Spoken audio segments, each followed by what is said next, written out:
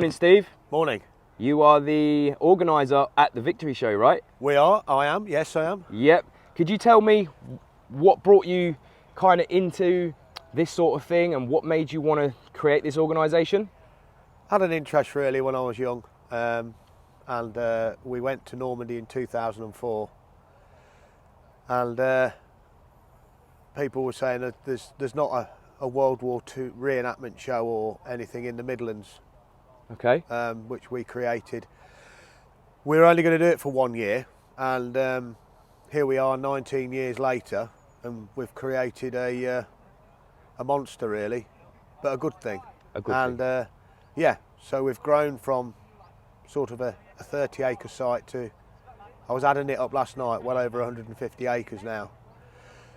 Yeah, so it's grown. And it's the only one of its kind in the country, with aircraft and stuff that we do. There are plenty of World War II shows around the country, but you know, we're quite unique with what we do here with the aircraft and everything else, and the battle scenario that we're going to do later on today. And it's good that you have the veterans that come here to the show as well. Yeah, great. Yesterday we had a 100-year-old veteran. She was a lady that was in the RAF, that was in Lincolnshire. She was on Bomber Command as a plotter, and we got her to meet some of the pilots that were flying for us yesterday as well. So she loved it. Wow, that's amazing. I've actually got goosebumps under my jacket. It was great. It was great. And do you know what? She didn't look a day over 70. Wow. I know, she looked absolutely phenomenal. That is amazing. I bet she had some very good stories to tell yourself and some other people. Yeah, it was great. It was great just listening to her, and yeah, it's and you know, it's over the years we've had so many veterans here, but obviously sadly they're not with us any longer, and that generation, you know, need to be remembered.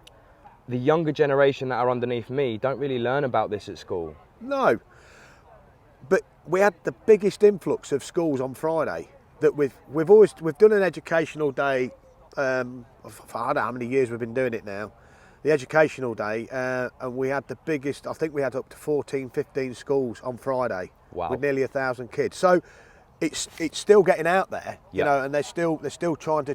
They are still teaching the kids of what happened 80 years ago next year and Wow. hostilities. So yeah.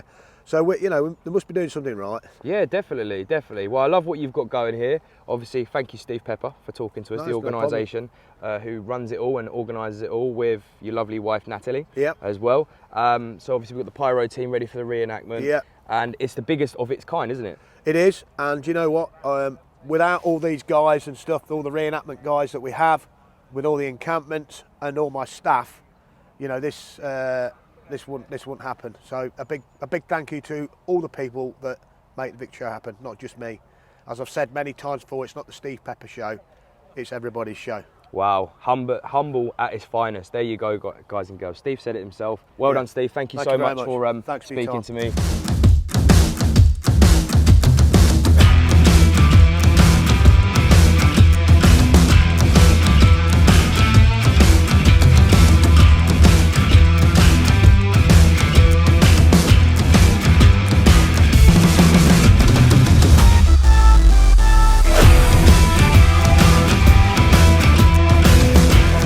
Patch here, that's there's a maroon underneath there, which has got protection underneath, sandbag underneath that, you've got your charge on top of that, which then you've got your compost on top.